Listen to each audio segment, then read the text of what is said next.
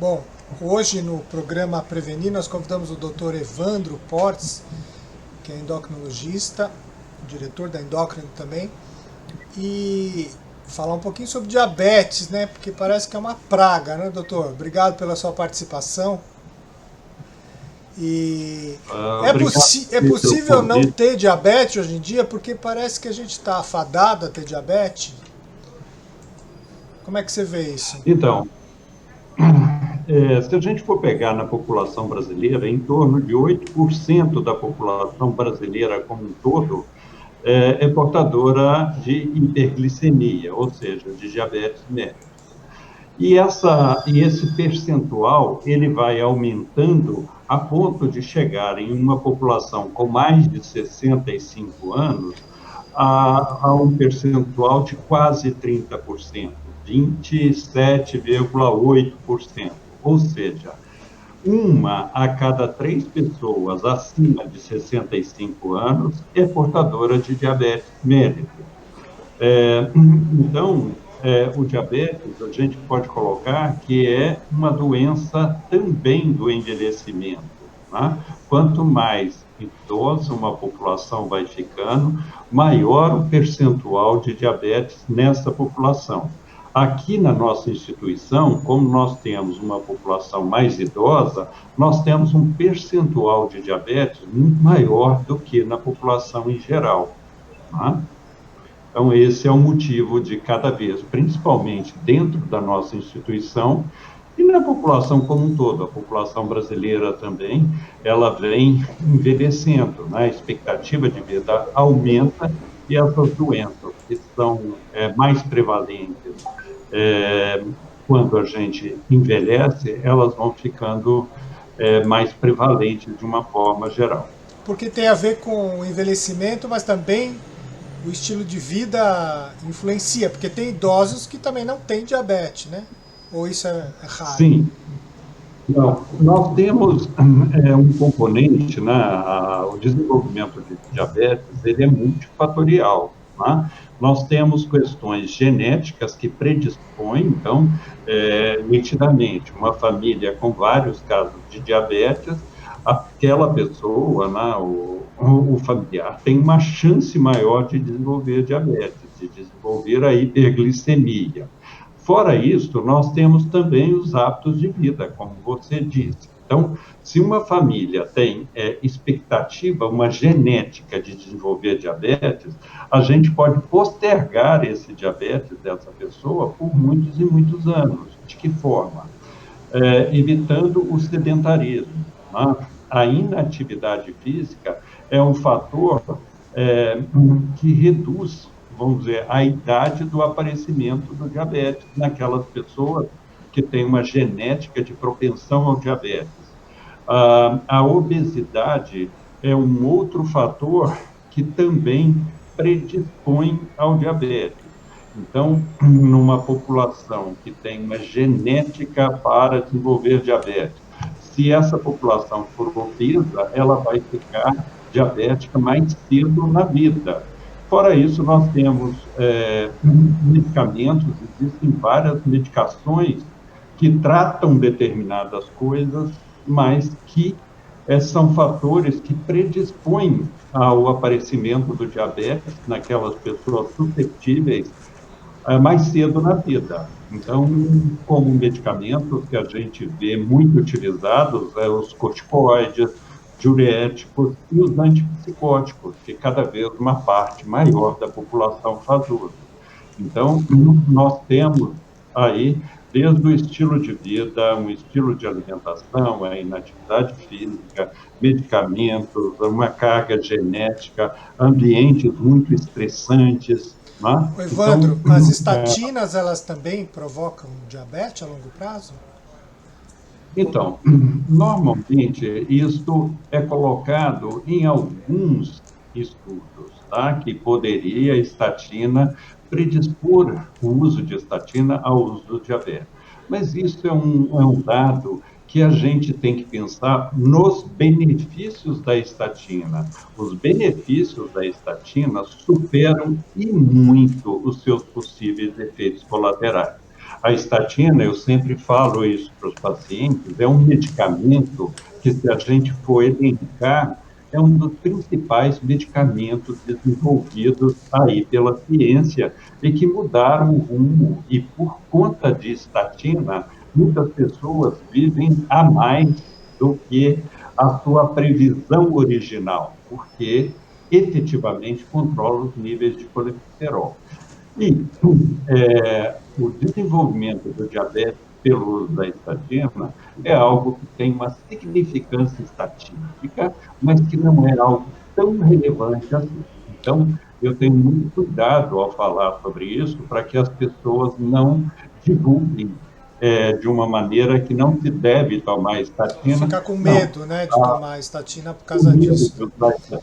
E Não, tem que tomar estatina.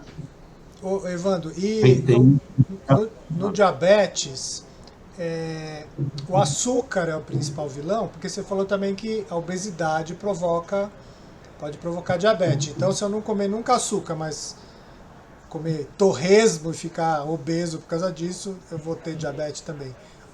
O açúcar. sim. O diabetes, a doença do diabetes, é por uma incapacidade do pâncreas de produzir a insulina ou produzir insulina, mas em quantidade insuficiente para aquele organismo. Então, comer açúcar por si só não é um fator que quantas pessoas passam a vida comendo açúcar, sempre comendo açúcar, e não vão desenvolver diabetes. Tá? Mas, então, não dá para a gente falar, eu não vou comer açúcar e por isso não vou ser diabético. Tá? Se você tiver uma genética, pode demorar, mas talvez lá no seu, fazendo tudo certinho, atividade física, alimentação correta, não usando medicamento, mas pode ser que lá nos seus 90 anos você vai desenvolver uma hiperglicemia. Tá? Então, agora, se você não tem a predisposição genética, não tem, talvez você, comendo o seu açúcar, você não vai ser diabético ao longo da sua vida. Agora, quando você já é diabético, o açúcar de absorção rápida, ela faz picos de glicemia muito altos e o nosso corpo não consegue secretar insulina suficientemente para conduzir aquele açúcar para dentro das células de uma forma adequada. E aí a pessoa fica com um acúmulo de açúcar na corrente sanguínea e isso é esse o fator que leva às complicações do diabetes. Mas quando a gente deixa de comer o açúcar e não tira o excesso de gordura, a gordura faz com que o nosso corpo, quando a gente come um alimento muito gorduroso, a gordura, a gente fala que cria uma resistência à ação da insulina. Para quem tem o pâncreas funcionando otimamente bem, o pâncreas eleva a produção da insulina e vence essa resistência. Agora, para aquela pessoa que já é diabética ou está desenvolvendo diabetes, essa sobrecarga de açúcar leva o pâncreas a se tornar insuficiente naquela situação. E a pessoa começa a fazer hiperglicemia, porque a quantidade de gordura que ela comeu gerou uma resistência insulínica e o corpo dela ficou insuficiente de ação da insulina. Tá? Então, é nesse E por isso que, determinado tempo, o pâncreas para de produzir, que tem pessoas que precisam injetar insulina, né? Por causa disso, né? Sim, nós temos pessoas que desenvolvem um tipo de diabetes que é como se as células do pâncreas morressem todas de uma vez, que é o diabetes tipo 1. Diabetes tipo 1, né? O paciente que tem uma deficiência de produção da insulina, ele não consegue sobreviver se ele não se injetar insulina diariamente.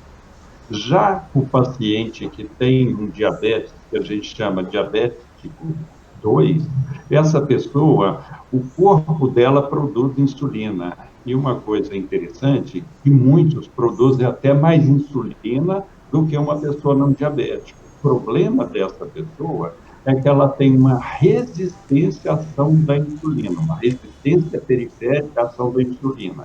E por ter essa resistência periférica à ação da insulina, ela produz muita insulina, mas mesmo essa muita insulina é insuficiente para se fazer a ação necessária, que é levar a glicose para dentro da célula. E isso leva a uma exaustão com o passar do tempo e a pessoa, depois de um tempo, começa a ter uma falha de produção da insulina. Por isso que algumas pessoas iniciam seu tratamento com drogas por via oral, mas chega um período que ela já não consegue mais, ela precisa usar a insulina para o melhor controle glicêmico. E a obesidade é um dos fatores, né, que leva à resistência à insulina. Sim, a obesidade é um dos principais fatores de aumento de resistência insulínica, a inatividade física também. Então, uma pessoa que pratica atividade física ou que inicia a prática de atividade física, ela vai diminuindo a sua resistência insulínica. Então, mesmo que ela não produza uma grande quantidade de insulina, aquela quantidade de insulina que ela produz passa a ser eficaz para o organismo dela funcionar bem. Se ela emagrece, em vez dela produzir 100, né, de insulina, produz 100 de insulina, mas o corpo dela está precisando de 110 de insulina, ela vai ficar com a glicemia elevada. Se ela diminui o peso, talvez o corpo dela vá passar a precisar só de 70 de insulina, e ela consegue produzir até 100. Então, diminuir a resistência insulínica é fundamental no tratamento, até mesmo de quem faz o tratamento baseado na aplicação da insulina. Eu consigo diminuir a quantidade de insulina, controlar melhor se a pessoa pratica atividade física e se a pessoa também controla o seu peso. E, além disso, o grande problema do diabetes é a doença cardiocérebrovascular, é uma doença vascular. A prática regular de atividade física melhora o fluxo dentro das artérias, cria novas, vamos chamar assim, novos desvios, novas artérias no nosso corpo e nutre melhor o nosso corpo de oxigênio. Então, é importante que todos nós façamos atividade física, mas principalmente os portadores de doença vascular, né? Com patologias que predispõem à doença vascular, como o diabetes, os fumantes, essas pessoas obrigatoriamente teriam que fazer uma atividade física com uma regularidade maior. Doutor, e adianta, que às vezes eu vejo, vai fazer o exame de sangue na semana que vem para levar ao médico, e aí faz um regime certinho, só nessa semana, só para o exame ficar bom, para levar para o médico. Adianta isso? Enganar o médico? Isso não ajuda muito, porque assim, quando a gente vê, a glicemia é como se fosse uma fotografia do momento. Já a hemoglobina glicada é como se fosse um filme, né? Com a hemoglobina glicada, a gente tem a capacidade de avaliar o controle dessa pessoa nos últimos 3 meses, enquanto que a glicemia realmente é naquele momento. Então, se a pessoa faz isso, além dela estar tentando se enganar para gerar resultados melhores, ela não consegue enganar o médico, porque o médico ele vai olhar, vai ver hemoglobina glicada fora do objetivo.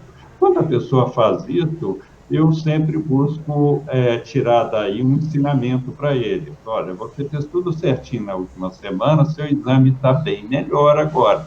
Tente fazer isso sempre, porque você vai ter um controle muito melhor, e quem ganha é o paciente.